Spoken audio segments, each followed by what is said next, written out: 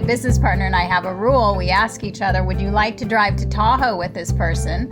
And so, when you think about hiring and building a company, any company in that way, you want to surround yourself with people that you want to be around, that energize you. And so I've really kind of always operated from that premise. That's Nancy Connery, founder of Connery Consulting and co-founder of OpenComp. Connery Consulting works with rapidly growing tech companies to help scale their people and their culture. OpenComp creates pay strategies grounded in market accuracy, consistency, fairness, and trust. In this episode, we talk about the Tahoe test for building the right team, the importance of personal connection, and the human side of business. I'm Maureen Taylor. This is Think Like a Founder. So Nancy, you founded more than just one company. You were the founding VP of HR at Salesforce. You were the founder of Connery Consulting, and now you have a new project, OpenComp. Being a founder wasn't what you always had in mind. Is that right? And what happened?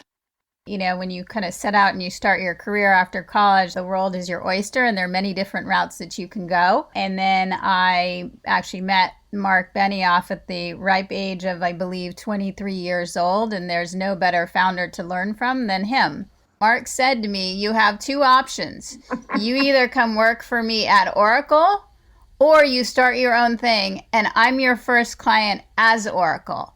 And that forever changed my mindset because it really caused me to think about what path did I want to take and why and when. I was a little young at the time, at 23 years old, starting my own thing. I was like, what? What do you mean by that? And so, being able to help him start startup-ish divisions at Oracle, where you had the luxury of having a company that had proven itself, but was willing to take some risks, seemed really like the best of both worlds. So we started a technology platform for the company as well as a philanthropic venture. And so I learned a lot from that, but where I really learned then was going on to Salesforce with him and starting that in an apartment on Coit Tower, where we used to interview people in his living room and I used to interview people at the apartment next door.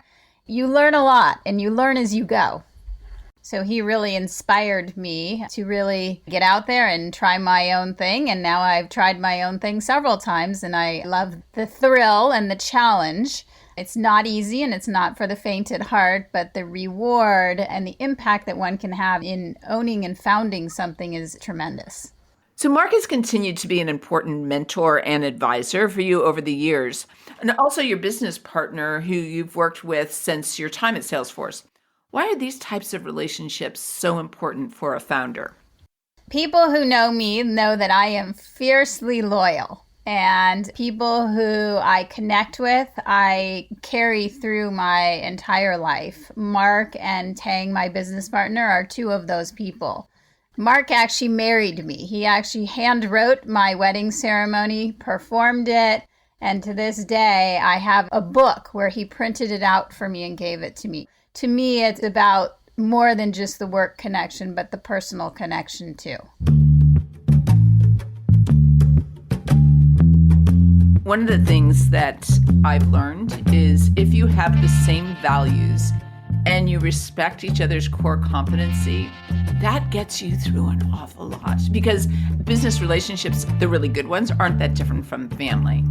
I completely agree, and I consider Tang and Mark to be family. And Tang and I have been together, working together for about 25 years now between Salesforce, Connery Consulting, and OpenComp. We have done all three together. He was my first HR hire at Salesforce. At one point, he tried to quit and go open a surf shop in Costa Rica, and I told him to sit down because it was going to be the best ride ever. And he still thanks me sometimes for that. Finding someone with a similar mindset who you can share the experience with is truly important for founders because it can be really quite a lonely job. And in a similar vein, you want to surround yourself with people who have the same values as you. What else do you look for in your teams? My business partner and I have a rule. We ask each other, would you like to drive to Tahoe with this person? When you think about hiring and building a company, any company in that way, you want to surround yourself with people that you want to be around that energize you. And so I've really kind of always operated from that premise. It also is very important to me that people are not just about the workplace and that they do have other passions, other interests, and that work actually is a passion and not just a paycheck. They really, truly love what they do. And therefore, if they love what they do, they're very good at it. It comes naturally. So really look for people who you are and you do what you say you're going to do. You know, you are true. There's nothing fake about you. People know that when I say something, I mean it. And I think that that's very important. So really, really look for people who are true to themselves, people who put others first and really are dedicated to whatever they do, whether it's during the day in the workplace, whether it's after work, whether it's giving back to the community. And we've been very lucky all along from Salesforce all the way through to really surround ourselves with people like that.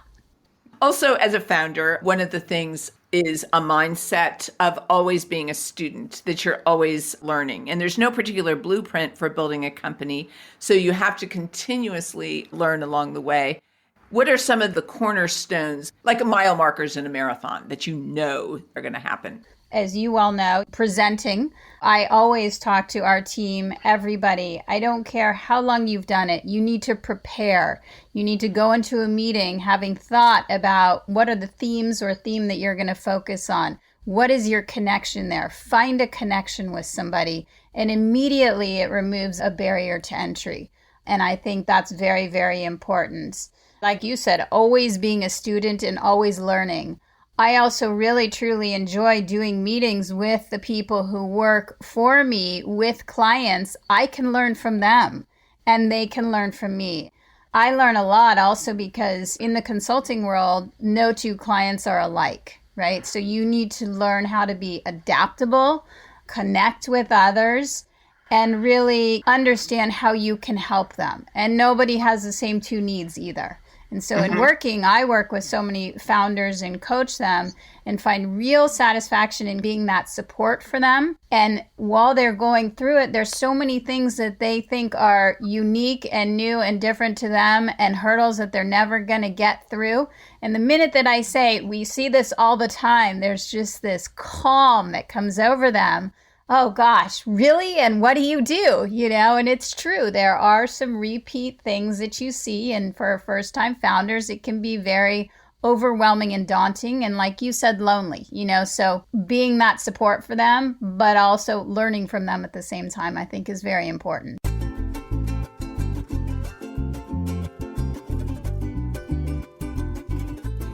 Socrates said the student learns from the teacher and the teacher learns from the student. And that relationship is so helpful, especially to those of us that do it for our work. The intent has to be pure. You have to be good at it. What you do get back, though, the fulfillment of it is quite beautiful. There's no doubt about it.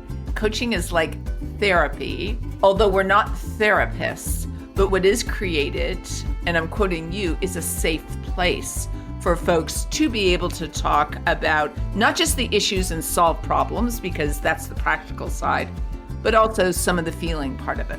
It's tremendously important. And I always think back, I've done a fair number of 360s over the years for founders and for founding management teams. And we did one for a company that is now a very successful public company. And I did it for one of their founders. And when I gave him the 360 feedback, he cried. And I will never forget that. And cried in a good way and said that I had forever changed him, not only professionally, but also personally. Just being able to hear that is amazing and worth its weight in gold. And when you think back, you know how there are things that happen in your life that bubble up that you never forget. Things that have happened just to you that you either have heard or experienced that so influenced you. What comes to mind when I ask you that?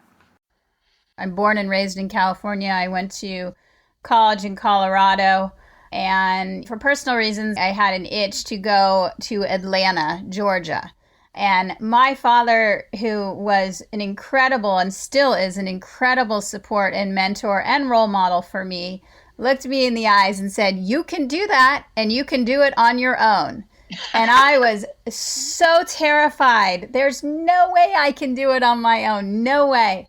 My oldest brother then looked me in the face and he said, "Absolutely, you can." And I left and I went. I obviously came back to California, but for me, it was life-changing because I proved to myself that I could go out and be 100% on my own and I could do it.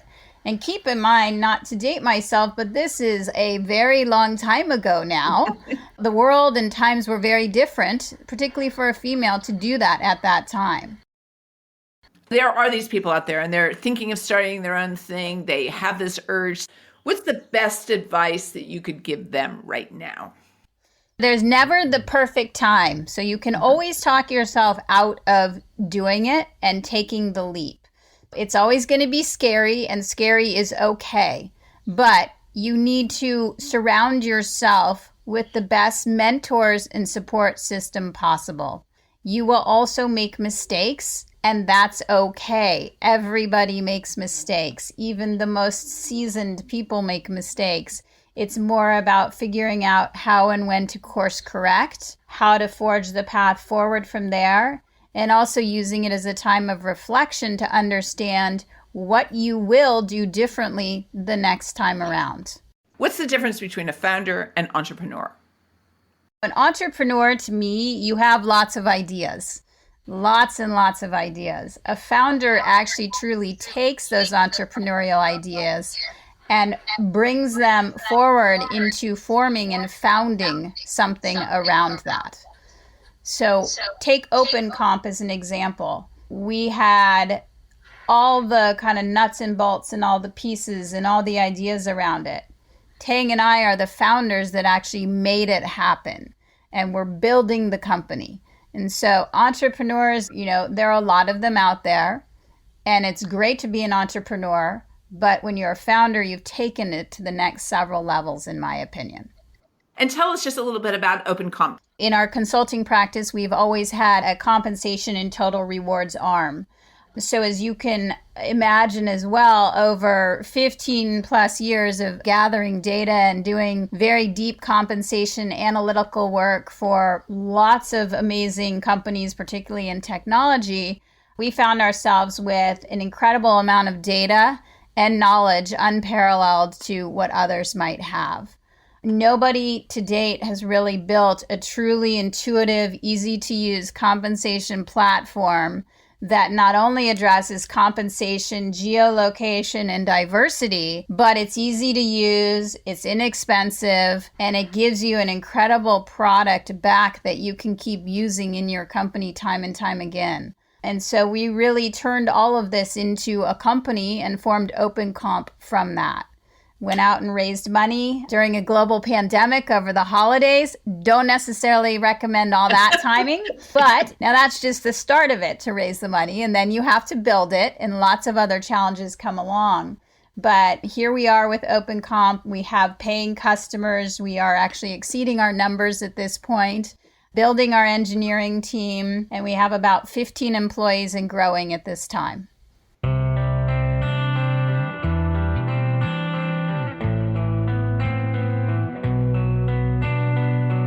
Lots of conversation is happening about what is the new work world? What does it look like? What are the new rules?